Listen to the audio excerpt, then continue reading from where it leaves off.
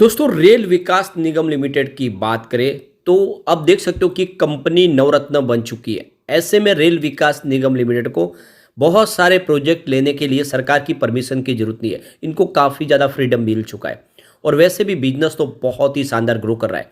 Company electrification से लेके आप देखें तो सारे के सारे रेलवे के प्रोजेक्ट कर रही है, रेलवे स्टेशन के लिए मेट्रो के प्रोजेक्ट कर रही है।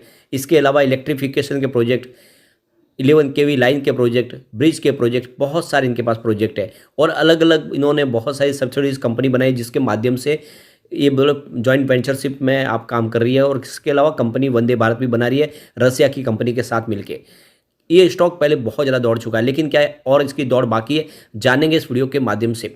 दूसरी तरफ अगर हम आईआरएफसी की बात करें तो आईआरएफसी ने बॉन्ड्स के माध्यम से फंड रेज किया है। उसके मतलब यह है कि कामकाज बढ़ रहा है और आईआरएफसी जो देख सकते हो एक तरह से पूरी तरह से टैक्स से इसको बाहर रखा गया, टैक्स के दायरे में नहीं लिया गया। ऐसे में इनको प्रॉफिट बहुत ज़्यादा होता है। कंपनी रेलवे को फाइनेंस प्रोवाइड करती है। क्या ये मल्टीबैगर बनने को तैयार है स्टॉक? दूसरी तरफ आईआरसीटीसी की बात करें तो कंपनी का मोनोपोली बिजनेस है, चाहे रेलवे कैटरिंग का बिजनेस हो या देख सकते हो कि टिकट ऑनलाइन टिकट बुकिंग का बिजनेस हो या फिर रेलवे नीर का बिजनेस, सारे बिजनेस बहुत ही शानदार है। प्राइस नहीं बढ़ी है पिछले एक साल से, क्या अब आने वाले समय इसमें शानदार तेजी आ सकती है? मार्केट एक्सपर्ट की क्या राय जानेंगे इस वीडियो के माध्यम से। एक और कंपनी को डिस्कस करेंगे जो बहुत ही शानदार स्प्लिट और बोनस दोनों का फायदा देने जा रही है और पिछले एक साल में स्टॉक ऑलरेडी मल्टीबैगर साबित हुआ है। लेकिन फ्रेंड उससे पहले अगर आप पहली बार हमारे चैनल पर आए तो चैनल को सब्सक्राइब कर दीजिए, एक बेल आइकॉन दबा दीजिए ताकि जब भी नया वीडियो बने पहला नोटिफिकेशन आपको मिले। वीडियो पसंद आए तो लाइक से जरूर कीजिए। चलो फ्रेंड्स वीडियो स्टार्ट करते हैं। मैं हूँ आपका दोस्त एस बी दवे और हमारे अपने चैनल ऑनलाइन कमाई में आपका बहुत बहुत स्वागत है। सबसे पहले आरवीएनएल के कारोबार की बात करें तो क्लोजिंग 167 पर हुई है फ्राइडे के दिन, जहाँ पे देखो कि 0.21% की तेजी थी। बड़ी तेजी तो नहीं थी लेकिन पॉजिटिव क्लोजिंग रही है। अब इसकी परफॉर्मेंस देखें तो यहाँ पे देखो कि पिछले 5 सालों में इसने 776% का पॉजिटिव रिटर्न दिया है। 3 ईयर के हिसाब से देखें तो 700% का बम्प पर रिटर्न दिया है। आपको ये पता ही होगा स्टॉक 30 के आसपास था काफ़ी समय तक और वहाँ से जो दौड़ा तो रॉकेट की गति से दौड़ा, 30 का स्टॉक 200 तक चला गया। अगर हम बात करें 1 ईयर की तो इसने 148% का शानदार रिटर्न दिया। 3 मंथ के हिसाब से यहाँ पे 33% की तेजी बनी है। 1 मंथ की बात करें तो 10% की तेजी है और 1 डे के हिसाब से लगभग 15% की तेजी है। ओवरऑल इसका रिटर्न देखें तो लगातार पॉजिटिव बना हुआ, काफ़ी अच्छे तरीके से स्टॉक दौड़ रहा है। अब आरवीएनएल को लेकर एचडीएफसी सिक्योरिटीज के senior technical derivative analyst Subhash Gangadharam की तरफ से देखें तो रेलवे सेक्टर की इस कंपनी आरवीएनएल में खरीदारी की सलाह दी है। उनका कहना है कि स्टॉक की प्राइस 164 से लेकर 168 के आसपास भी अगर मिले आपको इसमें खरीदारी करनी चाहिए। इसके जो ऊपर की तरफ जो टारगेट दिया गया है 185 का, तो 185 के टारगेट के साथ में खरीदारी की सलाह दी है। 157 का आपको स्टॉप लॉस लगा लेना है, तो बिल्कुल इस करंट लेवल से खरीदारी की सलाह दी जा रही है। अब इसकी परफॉर्मेंस देखें तो अभी तक इन्होंने करीब 4293 किलोमीटर की रेलवे लाइन जो है इन्होंने नई बिछा दी है। इसके अलावा 2101 किलोमीटर इन्होंने रेलवे का दोहरीकरण यानी डबल ट्रैक बनाया है। इसके अलावा देखें तो 8782 किलोमीटर का उन्होंने गेज कन्वर्जन कर लिया है। और इसके अलावा इनके पास देखें तो अभी टोटल 13 इनके वर्कशॉप है अलग अलग, तो काफ़ी शानदार इसका बिजनेस है। और यहाँ पे जैसे कि सरकार इस समय अमृत भारत स्टेशन के तहत बहुत सारे जो रेलवे स्टेशन उसका रीडेवलपमेंट करने जा रही है, तो इसके तहत देखें तो बहुत सारा खर्च होने वाला है। आप ये समझ सकते हो कि मिनिस्ट्री ऑफ रेलवे की तरफ से करीब 1309 रेलवे स्टेशन का रीडेवलपमेंट होने वाला है और इसमें बहुत सारा सरकार खर्च करने जा रही है। नवंबर 2023 में ही देखें तो हमारे पीएम नरेंद्र मोदी की तरफ से 508 रेलवे स्टेशन के लिए हरी झंडी दे दी गई और इनका पहले डेवलपमेंट होने वाला है और इसके लिए करीब 24,470 करोड़ का खर्च किया जा रहा है। बहुत सारा इन्वेस्टमेंट होने वाला है रेलवे स्टेशनों का इस अमृत भारत स्कीम के तहत। तो यहाँ पे अमृत भारत स्टेशन के तहत देखें तो मॉडर्न टेक्नोलॉजी से लैस किए जाएंगे। पैसेंजर्स के लिए देखें तो हर तरह से हाइजीन और वेटिंग एरियाज बनाया जाएगा, रेस्ट रूम, फूड कोर्ट वगैरह सब कुछ बनाया जाएगा। इसके अलावा देखें तो ट्रैफिक को कंट्रोल करने के लिए बहुत सारी फैसिलिटीज़ प्रोवाइड की जाएगी। अब पैसेंजर के लिए व्हीकल वगैरह आप देखें तो आने जाने के लिए फुटपाथ वगैरह सारे कुछ बनाया जाएगा नए तरीके से। इसके अलावा देखें तो रेलवे स्टेशन के ऊपर सारी की सारी मॉडर्न टेक्नोलॉजी से उसको लैस किया जाएगा, ट्रांसपोर्ट से उसको जोड़ा जाएगा। नहीं आप देखें तो taxi, bus stand, auto stand, rickshaw stand से उसको कनेक्टिविटी दी जाएगी। और आप देखें तो सबसे जो बड़ी बात है एनर्जी एफिशिएंट बनाया जाएगा, उसको इको फ्रेंडली बनाया जाएगा। तो सारी की सारी फैसिलिटी प्रोवाइड जाएगी, हर तरह की फूड कोर्ट वगैरह नए लेटेस्ट बनाए जाएंगे।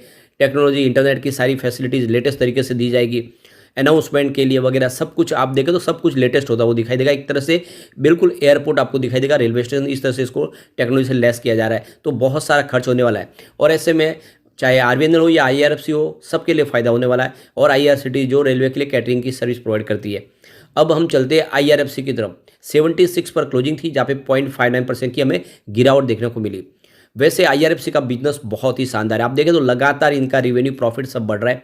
मार्च 2021 में आप देख कि इनका जो टोटल सेल्स था वो 15,771 करोड़ के आसपास था, जो इस टीटीएम बढ़ते हुए 25,900 करोड़ तक पहुंच गया। काफ़ी शानदार तरीके से आपको इनका सेल्स बढ़ता हुआ दिख रहा है। इनका खर्च बहुत ही कम है। आप देख सकते हो कि मार्च 2021 में जहाँ पे 113 करोड़ के आसपास जो खर्च था, इस बार 141 करोड़ के आसपास खर्च रहा है। यानी कंपनी का खर्च काफ़ी कम है। ऑपरेटिंग प्रॉफिट बहुत बढ़ रहा है। मार्च 2021 में जहाँ पे 15,657 करोड़ के आसपास था, जो लगातार बढ़ते हुए इस टीटीएम में 25,760 करोड़ तक पहुंच गया और लगातार हर साल आपको ऑपरेटिंग प्रॉफिट बढ़ता हुआ दिखाई देगा। इसके अलावा अदर इनकम भी काफ़ी अच्छी बढ़ी है। इस बार 43 करोड़ की अदर इनकम भी रही है आईआरएफसी की।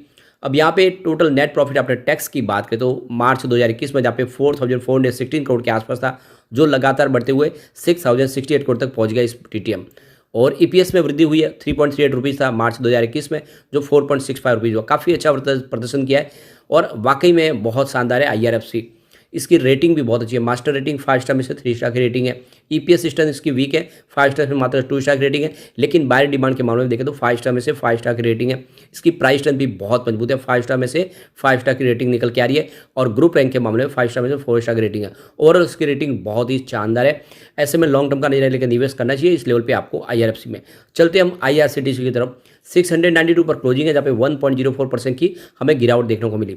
अब आप देख सकते हो क्वार्टर 2 इस बार बहुत ही शानदार है। देख लो कि रेवेन्यू 995 करोड़ के आसपास है, जहाँ पे 23% की ईयर बेसिस पे हमें जबरदस्त बढ़त देखने को मिली। नेट इनकम 294 करोड़ के आसपास है, जहाँ पे 30% की ईयर बेसिस पे शानदार बढ़त देखने को मिली। डायलूटेड ईपीएस 3.68 रहा, जहाँ पे 30% की ईयर बेसिस पे बढ़त देखने को मिली। और नेट प्रॉफिट मार्जिन 29% के आसपास है, जहाँ पे 5.56% की ईयर बेसिस पे शानदार बढ़त देखने को मिली। ओवरऑल देखें तो बहुत ही बेहतर रिजल्ट रहा है। और अब देखो मार्केट एक्सपर्ट ने यहाँ पे खरीदारी की सलाह दी है। तो आईआरसीटीसी को लेकर सुभाष गंगाधरन ने खरीदारी की सलाह दी है। उनके हिसाब से 700 से लेकर 705 के आसपास आपको खरीदारी करनी चाहिए और यह स्टॉक इस लेवल से 6% ऊपर जा सकता है, यानी 745 का उन्होंने टारगेट दिया। तो 677 का स्टॉप लॉस लगा के अगर आप खरीदारी करेंगे तो 745 का आपको टारगेट इसमें देखने को मिल सकता है। तो बिल्कुल यहाँ पे खरीदारी की सलाह बन रही है मार्केट एक्सपर्ट की तरफ से। अब यहाँ पे अगर हम इसकी शेयर होल्डिंग पैटर्न देखें तो आपको एफआईडीआई का जबरदस्त इन्वेस्टमेंट बढ़ता हुआ दिखाई देगा। फिलहाल सरकार की होल्डिंग यहाँ पे 62.40% के आसपास जो अनचेंज है।